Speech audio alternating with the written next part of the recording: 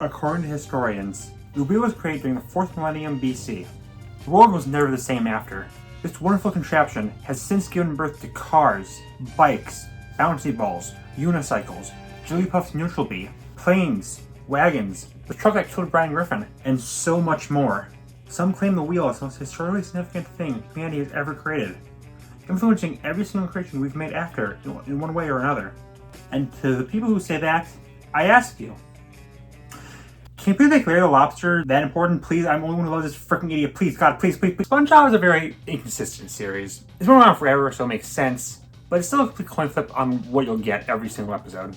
Will an episode be good or bad? Will an episode focus heavily on writing or faces? Will it write crabs and plankton as bitter rivals or clearly exes? But the biggest thing is the characters. Every character in the series has shifted in some way. Some are more subtle. Plankton's always been a silly villain who builds things to steal a formula.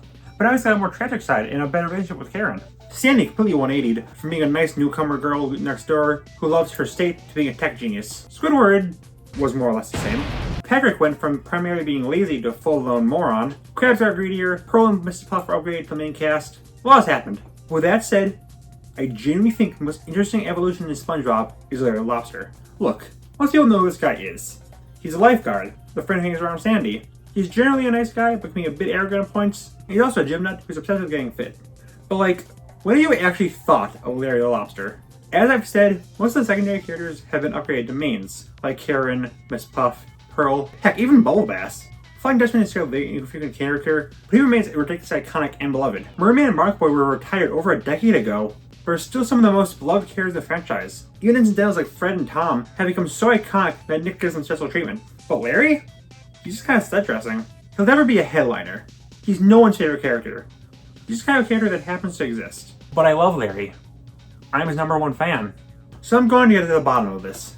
I'm going to overanalyze this random silly side character from a children's cartoon, because gosh dang it, I gotta make this running gag worth something. As I look over Larry the Lobster to see something.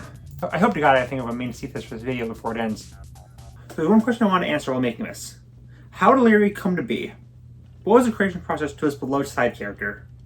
From my extensive research, the answer was shocking. I don't know. Yeah, well, the history of SpongeBob has been pretty dug deep into. Nothing has surfaced for Larry. Why can bigger channels just be like, yeah, I found this 2-decade-old animated movie. Good thing my cousin Frederick was the storyboarder. Here's all the background details. But I can't do that for one of the most iconic things on planet Earth. From what I can tell, the main reason for him was really just so the virgin SpongeBob can feel bad when the Chad Larry comes in and instantly steals his girl. Just by being so unbelievably cool.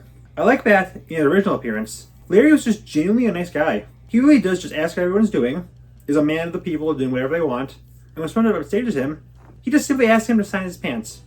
A true gentleman. I mean, overall, Larry aside, this is just easily one of the best episodes of the show. As my favorite song in the series, a great message of not letting one joke become your entire personality, but still rings true today. The best showcase of SpongeBob and Sandy's relationship in the whole series. Heck, it's the first time Goo Lagoon appeared. But this gives us a solid setup for Larry moving on. It didn't last. He has a few more notable episodes in the first 3 seasons. Muscle Bob Buff Pants has him once more becoming a nice and helpful absolute Chad who indirectly inspires SpongeBob to become buff. The Neptune Special has him showing off with God himself while humbly saying SpongeBob's the chosen one. And of course, Sponge Garden Duty fully shows him as Goo Lagoon's lifeguard and something of an idol of SpongeBob. Most appearances though are fairly minor background cameos. Maybe he'll have a line, but since he's voiced by a writer, animator, and voice of Plankton and Mr. Lawrence, he's an easy character to throw in. He's a character we recognize, but he isn't exactly in-depth. He really is treated more as a background character, hence why he doesn't have a full character sheet, and thus is one of the most inconsistent looking characters in all of the series. Sometimes he's darker colored, sometimes he's lighter, sometimes his back can be white, black, orange, red, or non-existent. His pants have been every color, even rocking a Speedo at one point. And the less said about his look in pre-hibernation games, the better.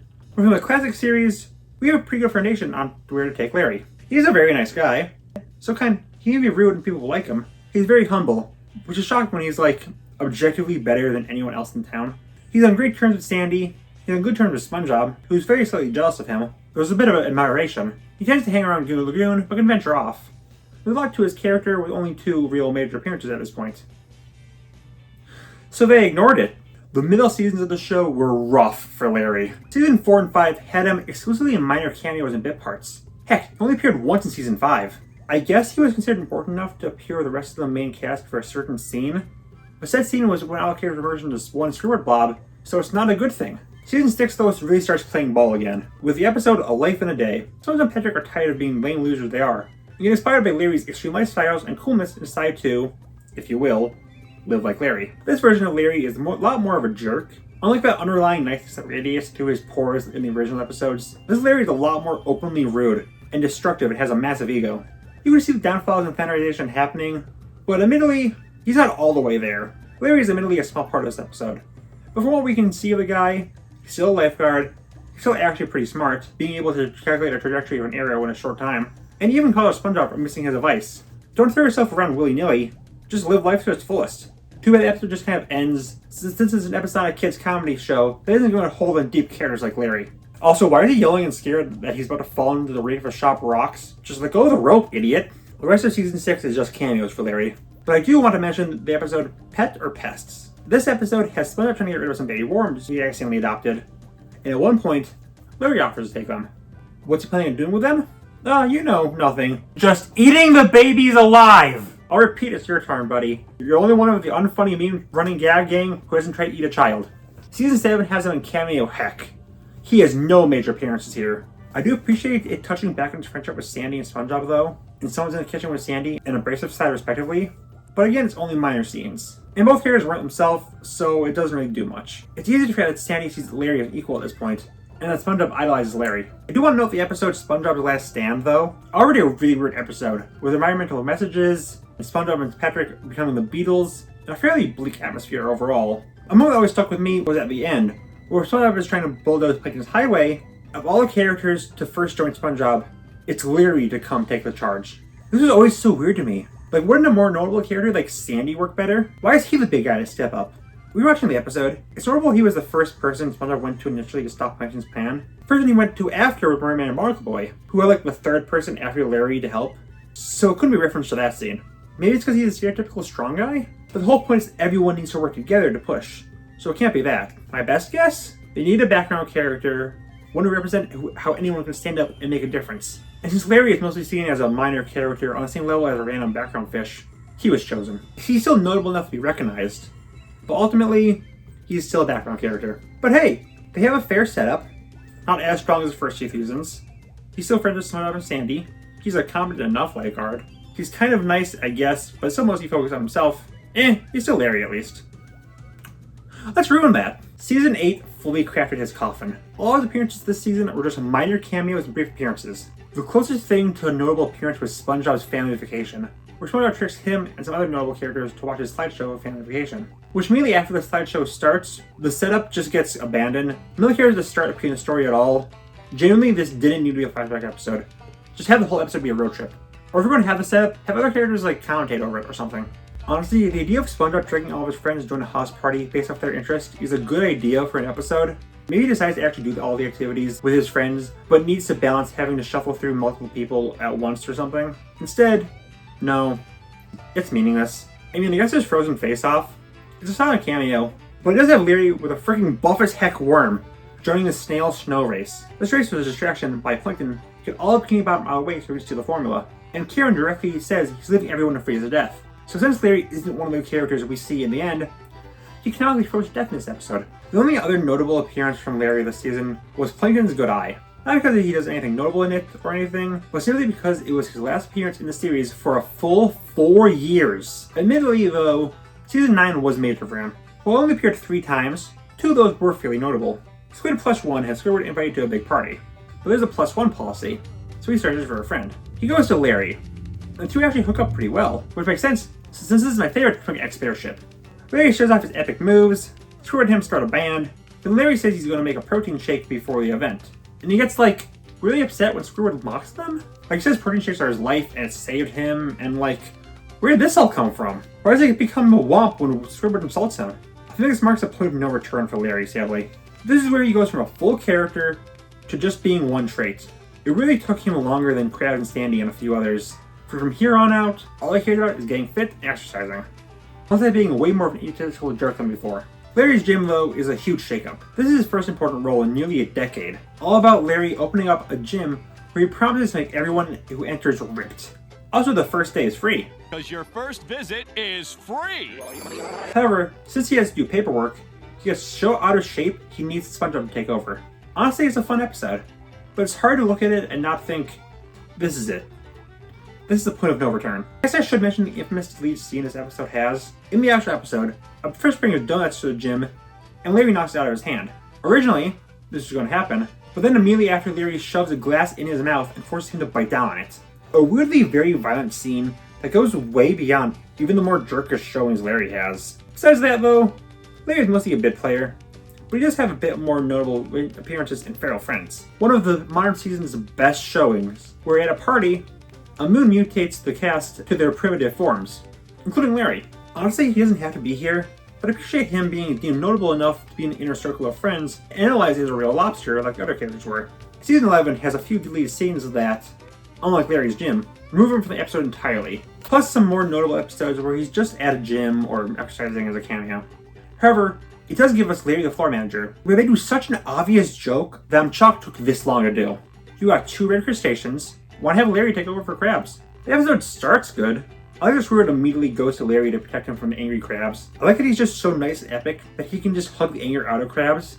But then he takes over the restaurant, and the joke is that he's just turned into a gym. That's it. Because again, his personality is that he's just a gym nut now. I like that he's not demonized for it, and he's still in good terms with SpongeBob after. But like, lame episode. Also, why does he suddenly start talking in first person? The episode The Checkup kind of completes the gag by doing the other obvious joke of shock that they didn't do before, of him dressed as crabs. Like, come on, how did it take this long for that?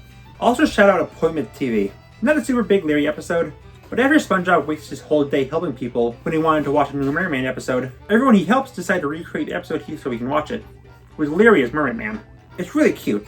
It's a good note to end on, because seasons 12 and 13 are nothing but cameos for Larry again. There's nothing to note here, just random cameos of him near his gym or exercising. Season 14, the most recent season I was writing, does turn things around. Kind of, it's mostly minor cameos again. But the episode Buff for Puff does have a good amount of focus on him.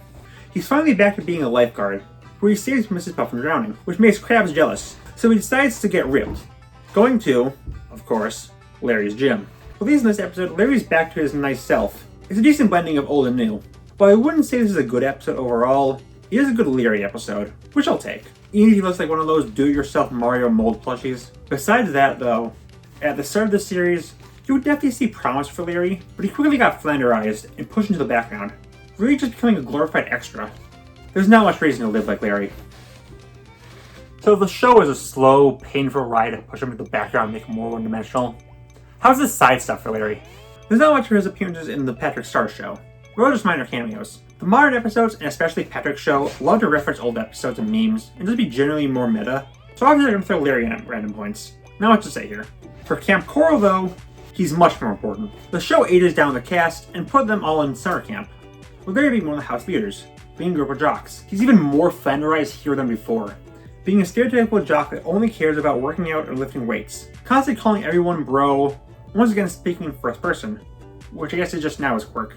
Because he's even more one-dimensional here than the main show, I really don't do much with him. But that's a pretty fun episode where he learns what LARPing is. Most of his notable appearances are pretty unimportant, like he's just kind of one of the crew members participating on Demolition Derby or Triathlon or something. They aren't his episodes, he just happens to get a few more lines than usual. Really is showing too helpful for Larry, just making him blander. How are the movies? He actually appears in all of them, but in all, he's minor. In the first film, he's shown getting taken over by one of Plankton's helmets. It's nice to see him, but like, he doesn't even appear at the ending where everyone gets saved. Granted, as much as I love this movie, it's very not good at using the cast. SpongeBob, Patrick, and Plankton are the only really important ones. Krabs approach most of the film. Squidward is only notable in a few scenes. Heck, Sandy can be written out entirely. So like, it's not a shock Larry's so unimportant. The same applies for the other films really. The second film and the Sandy movie, he's just in the crowd, not really special. Plus he appears in the third movie, where he's playing the accordion in a talent show flashback, which could have been interesting to dive into more, but he doesn't speak in this film, so it doesn't matter. The musical, which is shockingly good, isn't that helpful. He's just a part of the crowd. I mean, it's nice that he's included, but he doesn't get like his own musical number or anything. How about the video games? He appears in a few of them, but usually as an NPC. He's not a Quest for Battle and Bikini Bottom. He does still get in Cosmic Shake, this time with this glorious image. In Legend of Lost Special, he looks terrific. He made a few playable appearances in stuff like Minecraft and the Roblox crossover, but basically any half-notable characters in those. I guess his most notable appearance is Revenge of the Flying Dutchman, who is weirdly, for this time period, super rude to SpongeBob. A character who, even in later seasons, he tends to be very nice to. There's just a problem for this game in general, actually. Like, Dutchman is the main villain, but he's treated as a genie for some reason. It's weird. I will shout out Nick MLB though. Already a weird game, with them crossing over Nick and MLB players. But the characters they chose are really weird. Not only is it made in the early 2010s, so it's the last time I ever acknowledged Tough Poppy, Fanboy Chum Chum, or Planet Sheen in a game. Alongside SpongeBob, Patrick, and Sandy, Larry of all characters was chosen to be playable. I mean, I guess it's because he's an athletic sports guy, but this is before his standardization kicked in. So it's a weird but pretty cool choice over the more standard pick of Squidward crabs. Not even the weirdest pick in the game for the series. Flying Dutchman of all characters is also playable. The dude is dead, this feels like cheating. Really more notable game appearances for Larry will be the Flash games. He's actually a pretty common occurrence in these games, albeit usually as a minor character. The three notable exceptions are Larry's Beach Blast, the only game starring him, nor the only character from the show here. In this, for some reason toxic waste has affected Goo Lagoon. So Larry, being so epic and basic he's apparently immune to radiation, just simply punches the toxic monsters spawning from it. It's a fun time waster game, I guess. I see Larry get his own game, but even main characters don't get their own. It is really weird seeing Larry go from a stock image edited to whatever the frick this sprite is though. And the loading screen just looks so fake, can't believe this is official. Sponge Mania is interesting. Released as part of SpongeBob's 20th anniversary, the game has you competing against boss that they claim are other people to deliver an item to SpongeBob. Usually said item being a reference to the show. In the background there's also clips from episode and secondary characters flying around like Dutchman, Man Ray, and Merman Monocle Boy. As I said, you have to deliver these items to SpongeBob. So he's not playable. Instead the main cast is, including, weirdly, Larry, the only secondary. The cynical side of me is saying he's only picked to get the player character count to an even 10. But hey, nice to see him being acknowledged. Sadly he's very big, so he's not valuable in the Sponge Mania meta, but I'm not a tier whore, so I main him without shame. Finally, there's Reef Rumble, a fighting game about the SpongeBob crew. The game starts with 4 characters, SpongeBob, Patrick, Squidward, and Sandy, but 2 are unlocked by being the tournament mode. The final boss is Plankton and the Krabs robot, but weirdly, the other is Larry. Yeah, no actual crabs in this game. Surely Larry was picked because he's a combatant of the show, but I don't care. This is when I fully fell in love with Larry. I always liked the guy as a funny side character from one of my favorite episodes, but this threw him into the spotlight. He was my main. Helps that he and Patrick were the only ones who could hit SpongeBob when he uses his broken crouch move that just ignores all damage. Anything else with Larry? Oh, he appears in a few YouTube videos, but he never does anything special. I'm just bringing this up so you can see Balloon Larry. He of all characters was chosen alongside SpongeBob, Patrick, and Sandy to host the Super Bowl event Nick threw last year. Again, probably because he's the sporty, athletic guy. It was super cool to see him get a nod, but god, it is so weird how they implemented him. He's just running around. This is insane. I had no idea he was real. But then there's the most telling piece of evidence. The linchpin that proves that Nickelodeon hates Larry. The merchandise. Usually, just like how Kirby merch tends to be like 90% Kirby and Waddle Dee, with the occasional Midnight Magalore, SpongeBob merch is 90% him and Patrick with the occasional other character. But like, of that 10%, Dutchman has a few, Merman and Monocle Boy still got decent merch, even a decade after they've been retired from the show. Even a freaking Bubble Bass got a whole plush. But Larry? Here's every single piece of merch I can find for Larry. 2 Mega Bloks figures, a bean, 2 very low quality small figures, a keychain, and a plush that goes for $300 on eBay. That is Japanese exclusive and part of a line of plushies, where there's only 3 in said line. SpongeBob, Patrick, and Larry. Like, seriously, only 1 plush? This is a character tailor-made to be a plush. Yet 99% of people will never even be able to get the thing.